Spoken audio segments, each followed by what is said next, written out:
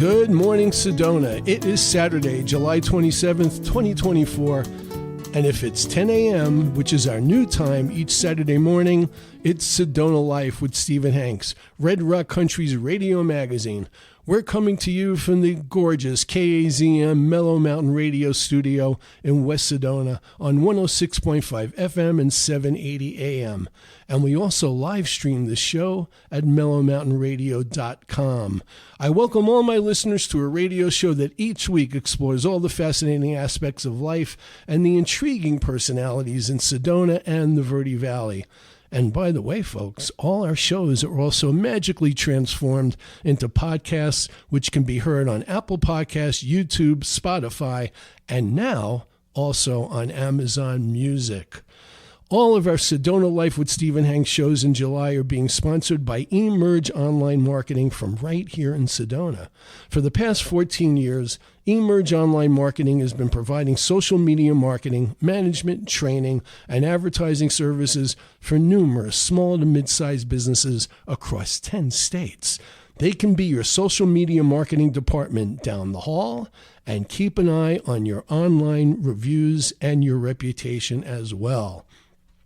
So, folks, our theme for today's show is phenomenal photography. You know how much I love alliteration, so I had to come up with the phenomenal part. More specifically, we're going to chat with my two special in-studio guests who over the past few years have been involved in documenting the picturesque Glen Canyon in Utah and telling the fascinating story behind its evolution over the decades. Led by Flagstaff-based conservation photographer Dawn Kish, their story was captured in a film documentary that was a big hit at the 2024 Sedona International Film Festival. But before I introduce my guests, you know that this is the point in the show when we present, drum roll, Stephen's Sedona Scene, when I tell everyone in my listening audience about some terrific events happening over the upcoming week, and sometimes beyond, in Sedona and the Verde Valley. So, Ryan, do you know what big weekend event began yesterday at the Sedona Performing Arts Center? I don't. Something I think you'll really be into. It's the 10th annual Sedona Hummingbird Festival. That is right up my alley. That runs through tomorrow. It's actually going on cool. right now. This is the premier hummingbird festival in the world, and it's timed to coincide with the surge in the hummingbird population during their migration, which, of course, I knew before I did the research. Festival goers get up-close views of many hummingbirds from up to 8 different species. The event also includes birding tours, hummingbird garden tours, and banding demonstrations, workshops, and the free hummingbird marketplace where vendors sell art and gifts. If you don't have plans with your kids for the rest of today or tomorrow, by the way, today is Kids Day, with free crafts and activities, and the students of the Sedona Dance Academy performing a dance of the hummingbirds. That's got to be really cute. There are also presentations by hummingbird experts as well, and my guest today will appreciate this, artists, photographers, and conservationists. And you might also get to meet the new executive director of the International Hummingbird Society and Sedona resident Alice Madar. The Sedona Performing Arts Center is at Sedona Red Rock High School on 995 Upper Red Rock Loop Road. For more information, visit SedonaHummingbirdFestival.com. You know, Ryan, I hear on the station every once in a while, I hear you guys play Seals and Crofts' Summer Breeze. Mm-hmm. Did you know that Seals and Crofts also had a song called Hummingbird? Then we got to put it in rotation. You got to get it into the rotation. Yeah. I should have told you about that before the show. So you could have stuck it in a couple of bars. Right here. So, Ryan, while we're talking, remember on last Saturday's show, I talked about what a great time my wife, the woman warrior, and I had at the Sedona International Film Festival. Oh, yeah. Starry Night Cinema, evening experience at the Hillside Sedona for the sing-along version of the ABBA musical Mamma Mia. Remember that? I do. Yeah. Well, this coming week, there are 2 more terrific outdoor Sedona Film Festival presentations.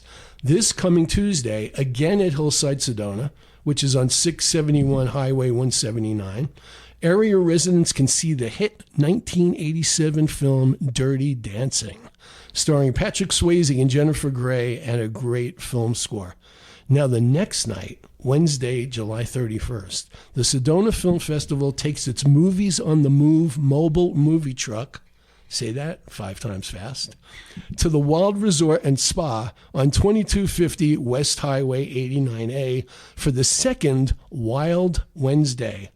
And this time, it's going to be showing Jersey Boys, the Clint Eastwood-directed film based on the hit Broadway musical biography of Frankie Valli in the Four Seasons.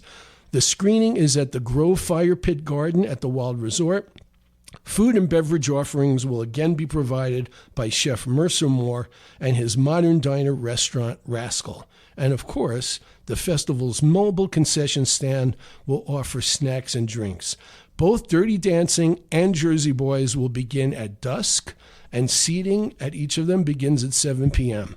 Tickets are $7, and kids 12 and under are free. So bring your lawn chairs and enjoy these movies under the stars on the Sedona Film Festival's giant outdoor screen. For information and tickets, go to sedonafilmfestival.com. And by the way, I will add, Ryan, I should tell you this. I saw Jersey Boys when it opened on Broadway, and then because I'm a huge Four Seasons fan, I can actually still do a Frankie Valli falsetto. I'm going to spare my audience today. I was thinking about doing a little bit of Sherry, but it might break the mics. So I'm going to stay off of that. And last but not least, on every Thursday during August, the Sedona Heritage Museum is hosting Community Days, when local residents get free admission to the museum. They'll get a chance to explore 2 new exhibits, including the life and artwork of Helen Jordan, who was one of the pioneers of Sedona, and the original McDonald's turquoise arches.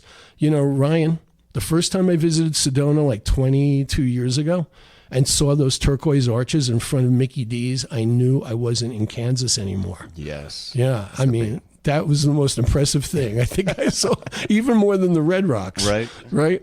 Anyway, for the free admission to the museum, all you need to do is tell the staff and volunteers at the front desk that you're a local. The Sedona Heritage Museum is located in Jordan Historic Park, 735 Jordan Road in Uptown Sedona, and it's open daily from 11 a.m. to 3 p.m. For more information, call 928-282-7038. That's 928-282-7038, or visit sedonamuseum.org. And by the way, folks, on next Saturday, Sedona Life with Stephen Hanks, we will be featuring the Sedona Heritage Museum, and my in-studio guest will be the executive director, Nate Myers. So let's explore this morning's topic.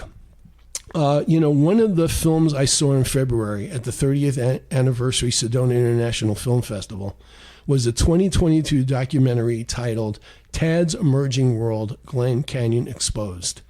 And even though it was 20 minutes long, it was a totally engrossing film about conservation photographer Dawn Kish documenting what she calls the hidden treasure of the Southwest, known as Glen Canyon, which is an epic landscape of red sandstone walls, flowing rivers, and cultural sites under Lake Powell, the second largest reservoir in the United States. In 2021, the lake reached at its lowest water level since the construction of the Glen Canyon Dam in 1963. Climate change, drought, and human consumption are draining the lake faster than it can be replenished.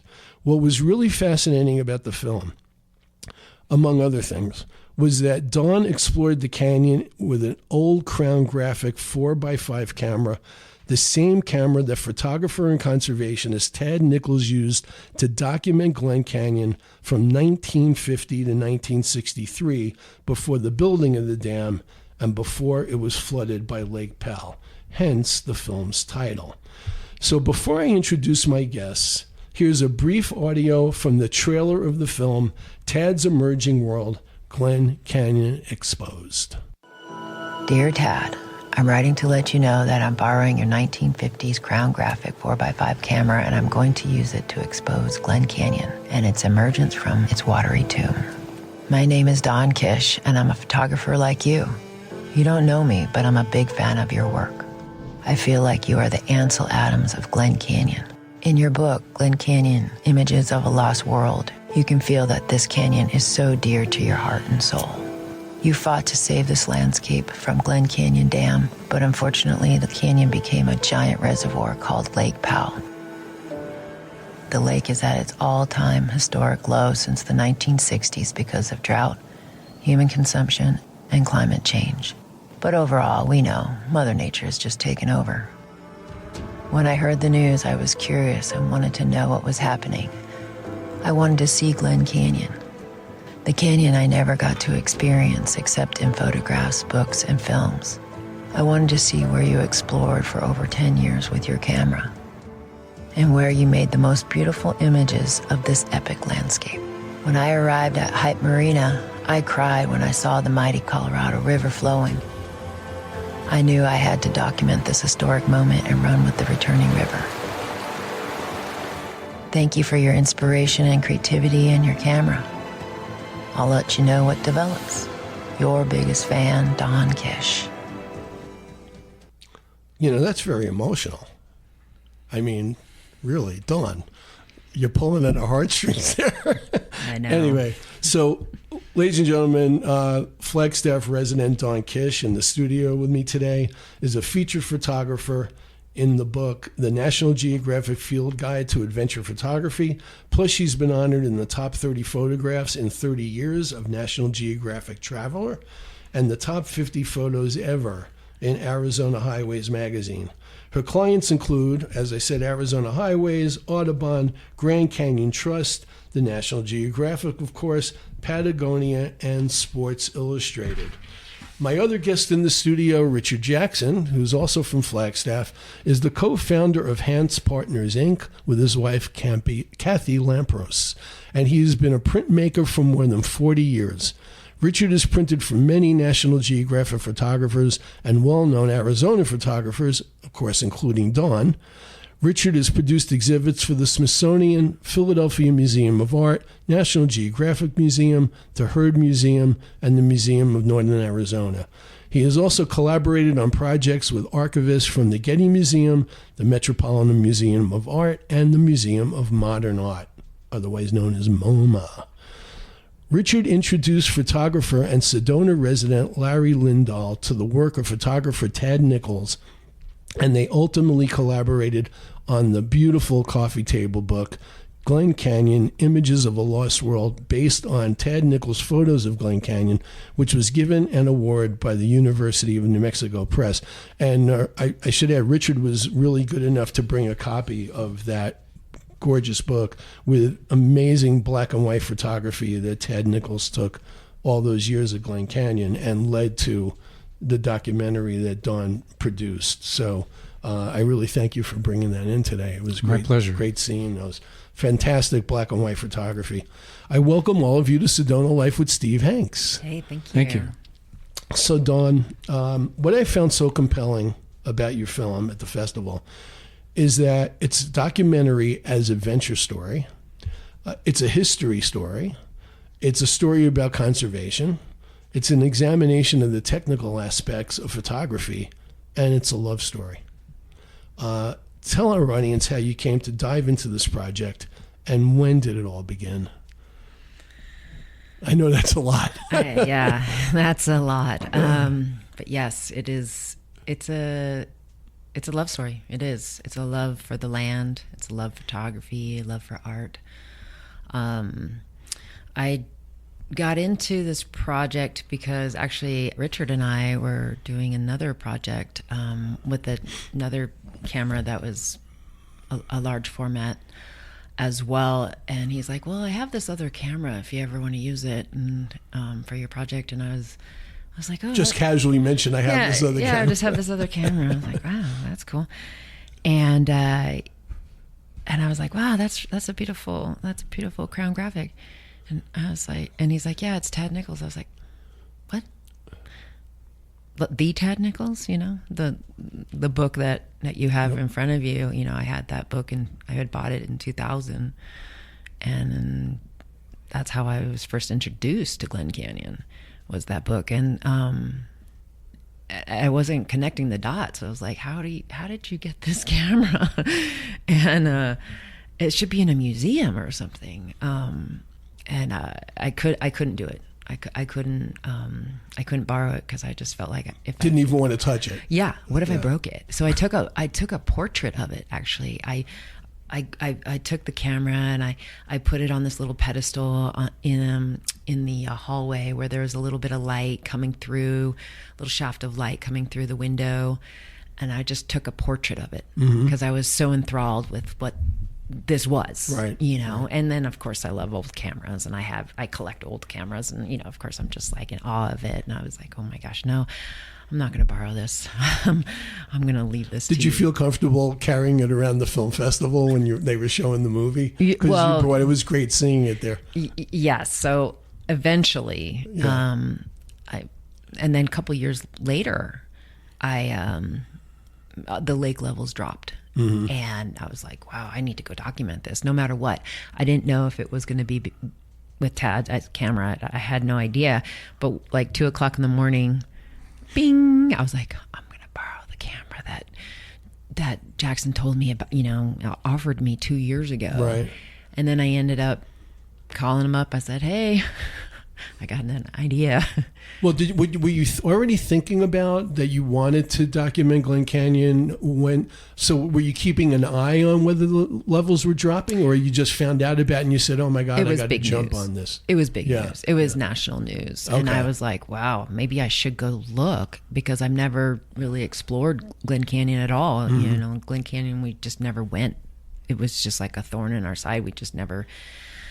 Like that was just a place we just didn't go because we were just so depressed that it was covered up. Yeah. But I got curious. I'm like, what's going on? And so I was going to document it anyway with my 35 millimeter. I had no idea I was going to do this project. Yeah. And then 2:00 in the morning, I'm like, ding, I just saw what I needed to do. And then I called up Richard. I was like, okay, I'm ready to borrow this camera now. And that was like, I got used to it. And, but still, when taking it into the field, like taking it, back into Glen Canyon, and I ended up calling the camera Tad, like, hey, Tad, you ready? You ready to come out now? A pet name. Yeah. I was like, so I would kind of like try to channel him, take out the camera when it was good, when the light was good, or when it was a good opportunity, not just random stuff all the time. But yeah, I definitely had to be careful. I bet. And packaged it in bubble wrap. I mean, you're walking around rocks and you're on a through canoes, water, through water, through water, dust, storms. Do you wind. do you know what caused the lake level, the levels to drop, and how many feet was involved in that? Do you know any? Oh yeah, of that climate change, human consumption. It was all that. It was all everything. The heat and just water evaporating. Well, and it's just not. It's not a place that's actually a good place for a reservoir. It's not. Right. The sandstone. And then the evaporation that you get. It's just not. Conducive to a really good place to store water. Yeah. And so the lake levels have been going up and down for a long time, but this was like, wow, this is at its lowest in history since the dam. So everything was coming out, and I was like, I was just intrigued and just needed to document that. Yeah. When you went out there to start photographing it with Todd's camera and Ted's camera, were you already thinking about doing a documentary film, or did that come to you later? No, I had no idea what I was going to do. So at first, I pitched Arizona Highways. Mm-hmm. The story. I said, hey, this is what I'm doing. I got the camera from Richard. Just to do as a print story in the magazine. Exactly, a story. And then I ended up writing the story. I actually wrote a letter to Tad. So there's a little intro in the story, and then there's a letter to Tad that I had written, and then they published like 4 or 5 images from that trip. But it kept growing. I had to keep going back to Glen Canyon over and over for years. Wow. for a year I went back and then I ended up documenting it with my lovely assistant and editor, Sierra. And together she's like, well, what do you want me to do? I was like, I don't know, but just make sure that you just get good stuff. And then, and I was like, oh, document this, document that, and then later it all became... You realized you had all this great footage. Yeah. It's like, oh, well, I think we could just put this all together and just at least do a short. Yeah. Like I wasn't sure if it was going to be, a feature. I didn't know. How long was the production process? That once you decided you were going to make a film out of all this footage? So the time that we did my first trip with Richard, right, and the TAD camera, to the finish of the film was a year, and it actually had its world premiere at the Banff Film Festival. Right, I saw the little stamp. Yeah. The little award stamp. So we did it quickly. Yeah.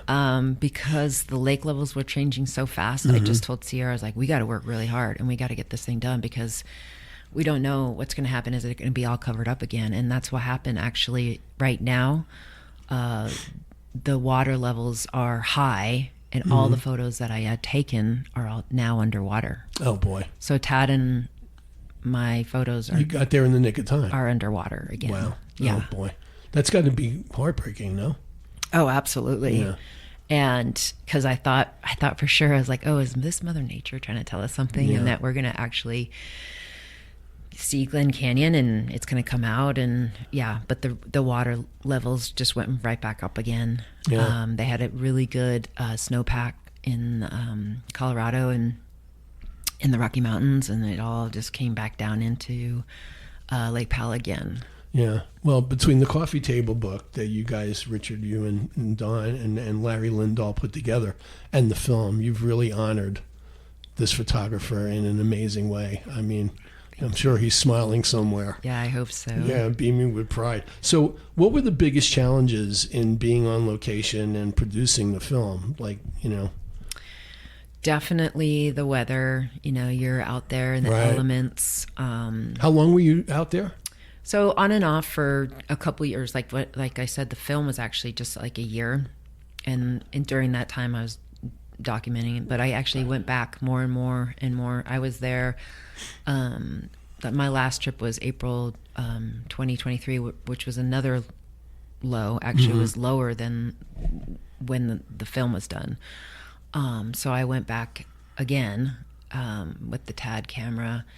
I'm going to keep going back. I feel like this project has legs, so I'm just going to keep going with it. And in fact, the John Wesley Powell History Museum in Utah, in Green River, Utah, they're going to do an exhibit there with my images and TAD's. Oh, great. So we're going to have a dueling, and then we're going to show the photos, but also do my film. And Tad also was a filmmaker as well. Oh, right. Okay. So yeah, he did all kinds of stuff. He documented with all kinds of cameras and film, motion picture. It's a silent film. Yeah. It's, there was no Well, audio. he's obviously a major creative guy, so I wouldn't imagine he would just stop at photography. Any thoughts about expanding the documentary at all, or just... So many people have asked me that. Sorry to ask another mundane question. Well, no, it's a good question. I guess I looked at it as like, oh, it's done. Right. But yeah, if it comes to that point, but right now I feel like its next step Right. is this exhibit, and that's a lot. Actually, yeah, we're looking for funding right now to produce this exhibit. Okay. And then also I want to do a book, because this is the past and the present. So Right. I think that would be a really cool addition to this project. So the project just has multiple Right. legs. So Richard and I are going to do the exhibit, and he'll be doing all the printing. And that's going to be opening April 26th of 2024 or 25, sorry. So yeah, we're busy. Yeah. I mean, I'm glad you brought up Richard because I want to segue into getting him into the conversation. And I will, but before I do, I'm going to give my shout out to my sponsor and Yay, sponsor. Take care of some business. So my sponsor all through July has been eMerge Online Marketing, which offers a unique approach and a defined strategy to ensure your social media efforts align with your business goals. When it comes to managing your social media, eMerge Online Marketing has the time, the tools, and talent to get the job done with your success top of mind. They also believe strongly in the power of online reviews. If you care about your online reviews and reputation, and really, what business wouldn't, they have a proven system that helps your online ratings quickly improve across the most relevant review sites. So contact Dick Fisher at eMerge Online Marketing. He also works with his wife, Teresa, by the way, at info@emergemarketing.net. Now, you have to have a hyphen after the E. So it's info@e-mergemarketing.net or call 651-842-7075. That's 651-842-7075 or visit them on the web at e-mergemarketing.net.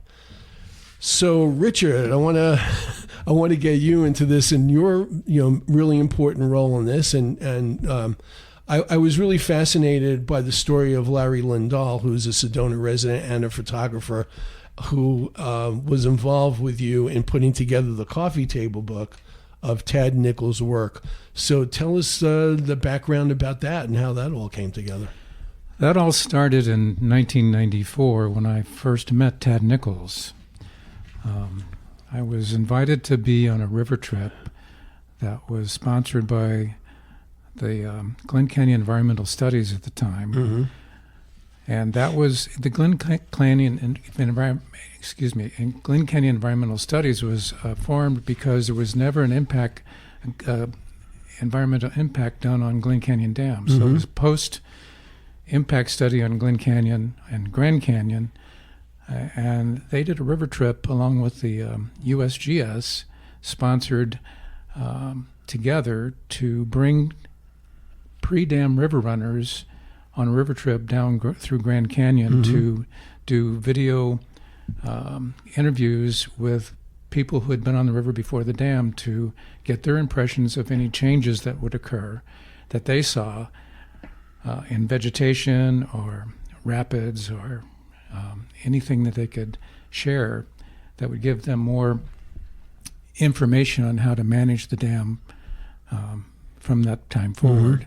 And on that trip was Tad Nichols. Wow.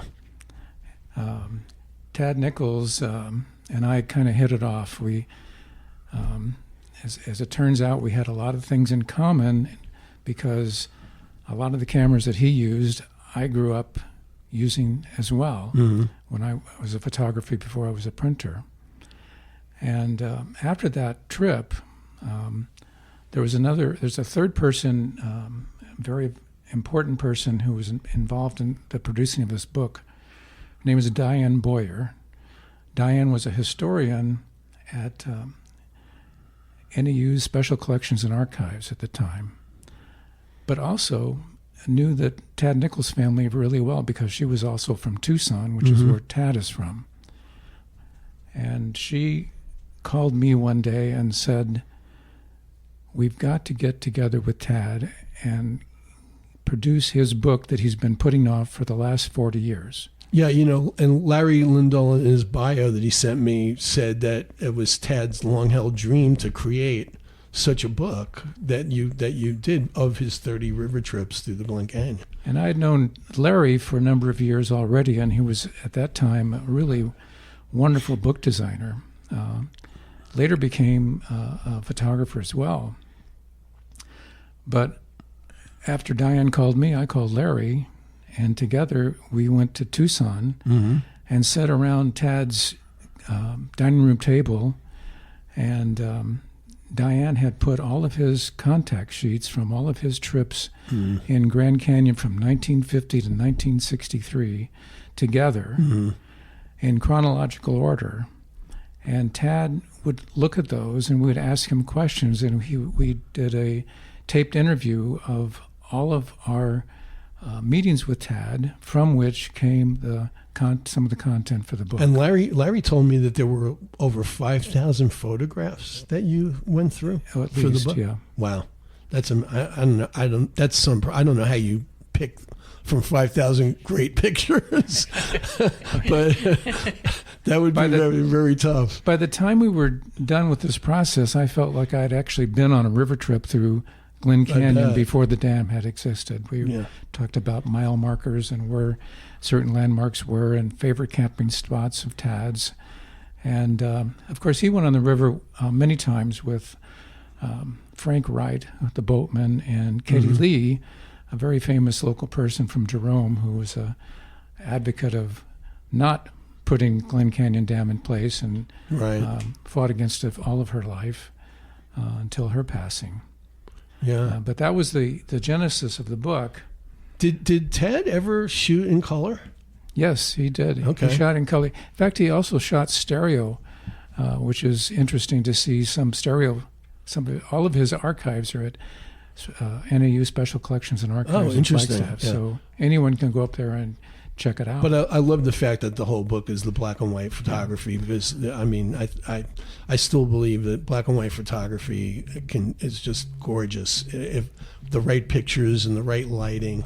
And Tad did it beautifully, because I got to print his negatives. And another wonderful aspect of this story with me working with Tad is he came to my darkroom in Flagstaff, and we worked together in the darkroom printing his pictures. I would make the prints, and he would give me input about how it should be done and where he would want it cropped, if anything. And so as a result of us working together, we got to become good friends and always talk shop. And I would go to Tucson and visit him. And at one point, I think the book had been done, and we were still getting together, but he said, "Would you like to have one of my cameras?"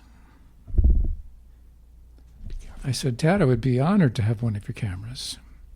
And he handed me this 4x5 Crown Graphic that he used some of the time in Glen Canyon. And how long ago was this that he gave it to you? This was in 1999. Wow. And over 20 years later, Dawn's hiking it out to Glen Canyon and shooting with the same camera. That's so wild. I love this story. So that's when, at some point later, I told Dawn I have this other camera. Wow. And it was Tad's, and the rest is kind of history. Yeah. One of the things I wanted to ask you about that I was interested in your bio, just to switch off of Glen Canyon for a second to another canyon. Yes. That I was recently at. My wife and I actually went on a Jeep, pink Jeep, 3-hour tour of Grand Canyon on the 4th of July. That's how we celebrated. That you've done a couple of books on the Grand Canyon. Tell us a little bit about that. Well, what I've done is printed for photographers who do books on Grand Canyon. Okay. So there's many photographers who I've worked for over the years. Jack Dykinga, Gary Ladd. They're hard to remember everybody, but I'm sure. But most of the photographers who are published in Arizona Highways I've printed for. Right. And a lot of those photographers have done books in Grand Canyon and other places. Tom Till is another one. So I've had the honor of making prints for photographers who make great images. Right. Do you still work with like the old darkroom materials that I remember when I was on my college newspaper, and now I'm going to date myself, in the 70s. The photographers, the student photographers, we had a dark room, and they'd work with all the chemicals, and it was almost all black and white photography. Do you still work with those materials these days? It depends on the project. Okay. I have access to those if I need them, and but most of the work is currently done in a digital format, either through inkjet printing or other types of printing, but traditional darkroom printing is still available, and sometimes it's the most appropriate way to go. Right. You know, one of the things that most jazzed me over the years about projects, like when I worked on my school paper or different magazines that I worked on in my career, was having a great collaboration. There's just something about, I mean, yeah, it's great to be able to do stuff on your own and be creative on your own and put together projects, but there's nothing like that feeling you get when you're working with a group of people and you're all on the same page and everybody comes up with great ideas. I've always felt a buzz from that kind of thing. It sounds like you guys with Larry, the people that you brought on the trips to Glen Canyon with you, just sounds like an amazing collaboration. Would you agree with that?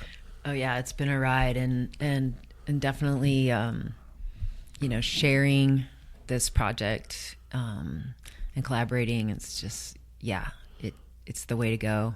Yeah. Glen Canyon is so gigantic. What's been the reaction to the film over time? Like from the film festival, and anybody else has seen it at the Banff Festival. What's been the reaction? What are people saying to you about it? Can I just start by saying one thing? Sure. It brought my wife to tears. When she first saw when she just saw the trailer, it brought her to tears. So that's one reaction. I was tearing up just listening to it today. Did it bring you to tears? Yes. Well, I think it's because Dawn has a great voiceover voice for it. It's really compelling. Maybe I can be in radio. There you go. Do you need any help? I think there were some open slots. We'll talk to Chuck and Ryan after the show. So anyway, what's been the reaction? That's a beautiful reaction. Yeah. Yes, and a lot of people have said the same thing about it made them cry. They'll come up to me after the show and they'll be like, "You made me cry." I'm like, "Good." They hit me. I was like, that's my job. Did you? I seem to remember. Were you letting people at the film festival after the screening hold the camera? Well, they didn't hold the camera. Well, maybe they did. But you had your hands underneath ready to catch it. Yes, exactly. I was like, "Yeah, do you want to hold on to it?" And so I realized that this camera is still bomber after all these years. It's lasted all this time. That's amazing. I mean, things I think that were built back then, they're still bomber. It's not made of plastic, and people, they were just so enthralled and just emotional. And that a lot of people too were saying, "Well, I didn't know that this happened." So that's my job right now. It's like I'm trying to tell this story to let people know what happened to Glen Canyon. And a lot of people are just shocked. They had no idea that was happening. Yeah. Richard, when if something happens with the camera, has the camera ever needed like parts to be replaced? Not so far, but there's a great place in Arizona and Tempe camera that can potentially rebuild this if we needed to have it. Yeah. Yeah, and keep it the same basic construction. Absolutely. Yeah. That's amazing. Dawn, I wanted to get into a little bit about your background, your passion for photography. In your bio, I was reading you got your first camera when you were 17. You've been doing this for over 25 years. You were inspired by seeing National Geographic magazine, which I also got. My grandmother got me a subscription when I was a kid that I had for years. Tell us a little bit about how you got into it and what motivates you and why you're so passionate about it. I think I've always been interested in art. Yeah. Actually, I wanted to become a painter. I didn't know I was going to become a photographer. And then one time I was doing a story for Transworld Snowboarding magazine. My boyfriend actually was the photographer, and I just came along. Oh, I remember when that was really big in the 90s. Yeah. Yeah. And I took photos and he took photos, and then the magazine didn't publish any of his. They published mine. Oh, God. And then that really changed the way I was looking at photography. I was like, oh, maybe I can do this. And then the storytelling aspect of photography I really enjoyed. I really like documentary photography. Mm-hmm. Always been attracted to that. And of course, portraiture and fashion, there's some beautiful parts of those, but storytelling just really speaks to me. And so that's what that's what I want to be doing. And then of course the black and white, that's something down deep in my soul. When I see it, when I do it, it's like really resonates with me. I've seen, color photography is gorgeous too. Right. Sure. All photography, actually. I love it all. I love all formats. I could geek out, all the time about photography. But black and white just resonates somehow. Yeah. I mean, because I think it's because I can't see in black and white.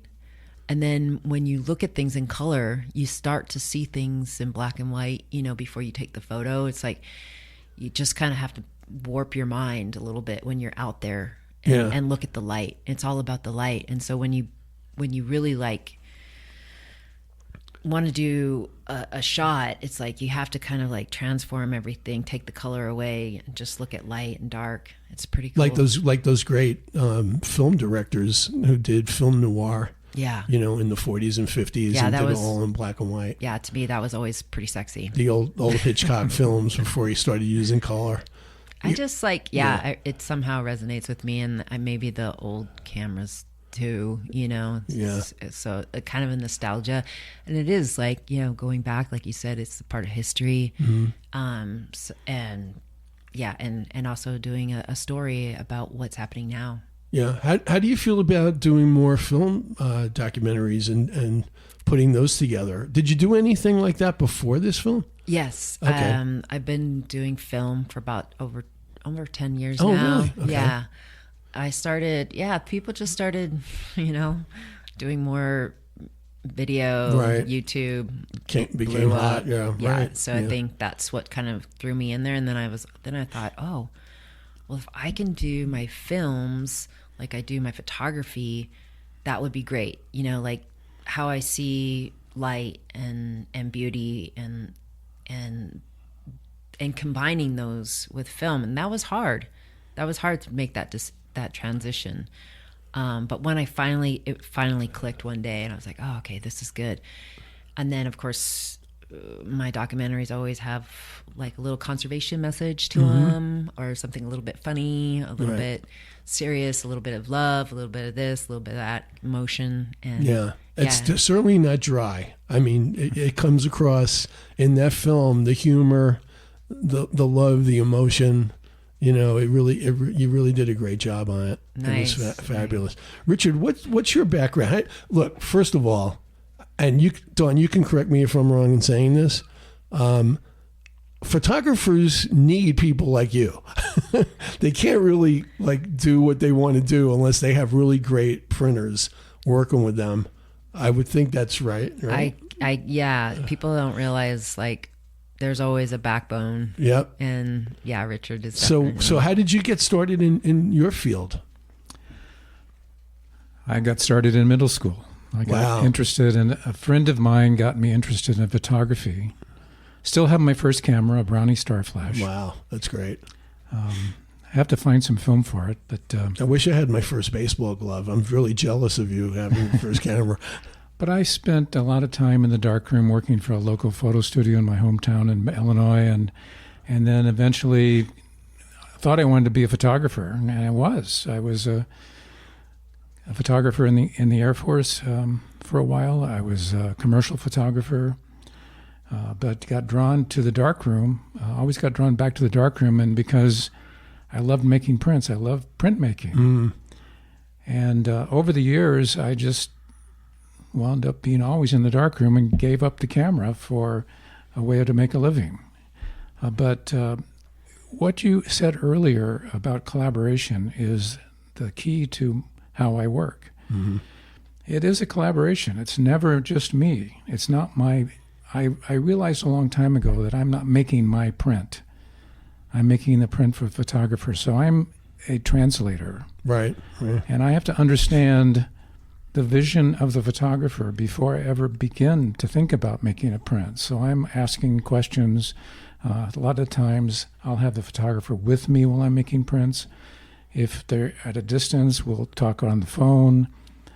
We do a lot of prep before I ever even consider thinking about making a print. And over the process of making several iterations, I find that place where they want to be, and it really has to be their their vision of the print. So if unless we can answer one of two questions, we're not done. And those two questions are, the photographer has to say, that's exactly where I want to be, or it's better than I expected. Right. If we don't have one of those two answers, we're just not finished yet. No, and it's really scary because he'll just rip the print apart, and you're like, no, I can't believe you're going to rip that apart. It's not that bad. If it's not right, it can't live. there you go. He's just like, and you're on like, top of everything else, he's a perfectionist. yes, Is that the deal? yes. And you're like, you're looking at your print on the floor, like, yeah, in shreds, and you're like, huh? It wasn't that bad, Richard, really. So is Hans Partners the name of your company, the printing company? It is, and it's that name because my wife and I met at the bottom of the Grand Canyon at Hans Rapids. There you go, Grand Canyon again, right? That's very romantic, Richard. It was. Yeah. It was great. Do you go back there and celebrate once? We have, but it's a heck of a hike. Yeah, that's great. Yeah. So what projects are you thinking about, like either working on together? What do you have in mind coming up other than, I mean, I'm sure you're shooting all the time, but do you have specific projects like this in mind going forward? Yeah, so that I'm going to just mention that exhibit at the Green River. Right.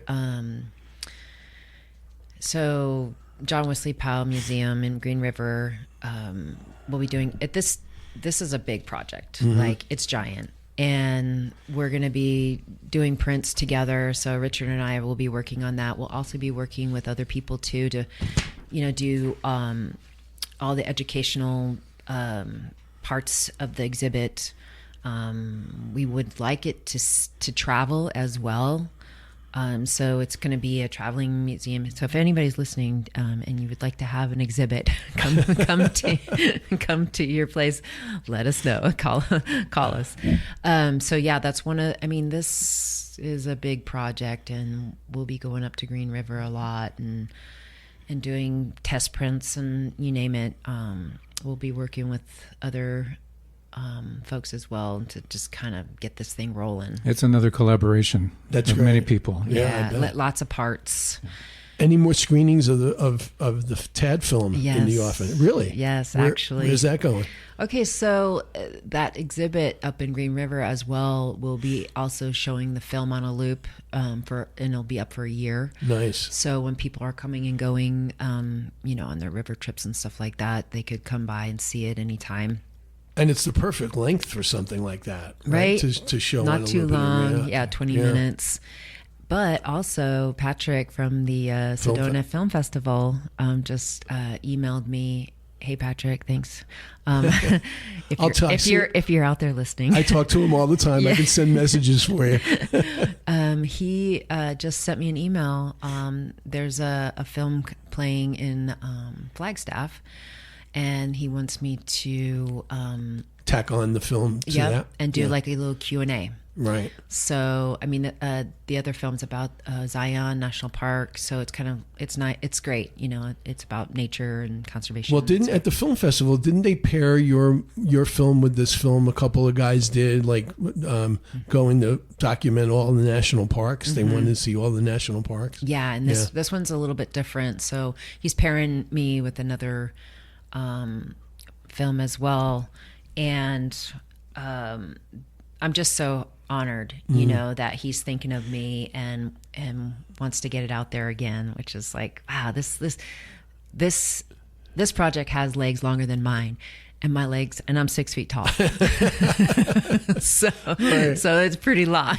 And what's so cool too is just that that there are these little and I'm not really like, okay, here's the marketing for it, and here's I don't have a production budget for any of that. And you're not licensing it, like nobody can people contact you to say, like, I want to license this to show at my community center or that would be great. Like that. Yeah. Whoever would like to show it, I'm down. Right, sure. Because I feel like this is how I did the story, so I want the story to go especially out. In this part of the country. I mean, anybody in the Southwest, California, Utah, Oregon, Washington, this is something that they should all see, Because this is the area of the country where people are very much into conservation these days. And I feel too that this exhibit that Richard and I are doing, it's like, well, this might be able to go national if we do it right. So, yeah, cross your fingers. And tell us when that's starting again and where. So that's at the Green River, John Wesley Powell River History Museum, and in Green River, Utah. Okay. And it's the opening is April 26th. Awesome. Of 2025, and it'll be there for a year. Great. And it'll show the film, and it'll show Tad's film, and it'll have both of our work up. That's awesome. Yeah. So Richard will be not only doing my prints, but also Tad's prints as well. Right. Mm-hmm. Richard, one thing I wanted to ask you is, I'm not a big believer in the word retirement. It's not in my vocabulary. I have a feeling it's not in yours. So, you're right about that. Yeah. So, how do you just consider yourself somebody who's going to do this work as long as you can? Absolutely. Yeah. And people ask me if I'm retired, and I say I never use that word because if I do, no one will call me again. That's right. But what I do say to people... You say self-employed, right? I say I work on projects of interest. Right, absolutely. And that's at this time in your life, you can do that. Exactly what I've been doing for the last 10 years is working on projects of interest. Yeah. And they keep showing up, so that's okay with me. It's great to be in that position, isn't it? It's wonderful. Yeah. Can't complain. Yeah. Dawn, what other subjects, other than this particular category, do you like to photograph, if there are any, other than sort of conservation-oriented things? Definitely adventure. So I worked for Transworld Snowboarding for my first couple of years of doing my my business, and so I feel like that's kind of where adventure started with that. And then I worked for Nat Geo Adventure for 10 years. So I'm a rock climber. I row boats down Grand Canyon. You name it, I've been doing it. And if it's outside, I usually say if it's outside, I've probably photographed it. One of the cool things that Arizona Highways, they did a little interview with me not too long ago, and Robert Steve, the editor, was saying, yeah, she just does it all. Did Nat Geo Adventure ever send you outside the country to do photography? Yeah, a couple times. Yeah, yeah, I've done like Puerto Rico and Mexico, and I mean, not too crazy far away, but yeah, I did a couple of things here and there, but mostly around here because they like to use photographers that are good in their own environment, so they're experts at what they know. Yeah. So yeah, I worked for them. Can I say something too? Sure. Do we have some time? Yeah, sure. We have a couple minutes. So the film that the Sedona Film Festival is putting on is in Flagstaff. The feature film is called Forever Is Now, and it'll be Wednesday, August 26th at Theatricos in Flagstaff. Right. Yeah, the film festival has a partnership with them now where they're showing films. And I'll be doing a Q&A probably before the feature film. Yeah, say that one more time. Where it's going to be and when? Oh, okay. At Theatricos at Wednesday, August 28th. That's great. Yeah. That's great. Are you an archaeology fan? I am. Yeah, this is something that kind of goes hand in hand with when you're doing work at a place like Glen Canyon. Yeah, I did a lot of, so I was a boatman for the USGS for 10 years, and we would do all kinds of science down in Grand Canyon. And one of them, along with the Museum of Northern Arizona and the National Park, I worked with those two to document archaeology for 3 years down there. Great. And then we finally did a final exhibit in the museum and at the Kolb Museum in Grand Canyon. We did that. So I've been learning about archaeology for years and documenting it. That's great. And doing stories. I love doing stories about science, to be honest. I asked you that because one of my big projects of the past in magazines was I created and edited an archaeology magazine for kids. for a couple of years. Oh, wow. It was called Dig. How you like Oh, that? I love that. Right. Yeah. Well, we're running out of time. I dig it. Yeah, you dig it. I Yeah, dig that it. was great. It was great. I want to thank my guests today, Dawn Kish and Robert Jackson, for joining me in the studio and for their fascinating stories. Thanks so much for being here today. Thank you. And My pleasure. And I can't wait to see those hummingbird festivals. That's right. That sounds awesome. I think some pictures are in the offing. Thanks again to my main man and producer, Ryan Thompson, and my show sponsor for the entire month of July, eMerge Online Marketing from right here in Sedona. For the past 14 years, eMerge Online Marketing, owned by Dick Fisher and his wife, Teresa, have been providing social media marketing, management training, and advertising services for numerous small to mid-sized businesses across 10 states. They can be your social media marketing department down the hall, and keep an eye on your online reviews and reputations as well. By the way, speaking of social media marketing, tell your friends who couldn't hear the show today that they can listen to the podcast version anytime on Apple Podcasts, YouTube, Spotify, and now Amazon Music. You can also find Sedona Life with Stephen Hanks on Facebook. And you can email me with comments and questions to Stephen@mellowmountainradio.com. Catch you again next Saturday morning at 10 a.m. when my in-studio guest will be Nate Myers, the executive director of the Sedona Heritage Museum, who will be telling us about the museum's upcoming free community days during August, as well as all of the museum's wonderful exhibits and education programs throughout the summer and the rest of the year. Thank you all for listening to Red Rock Country's radio magazine. Have a great week, everyone. To Sedona.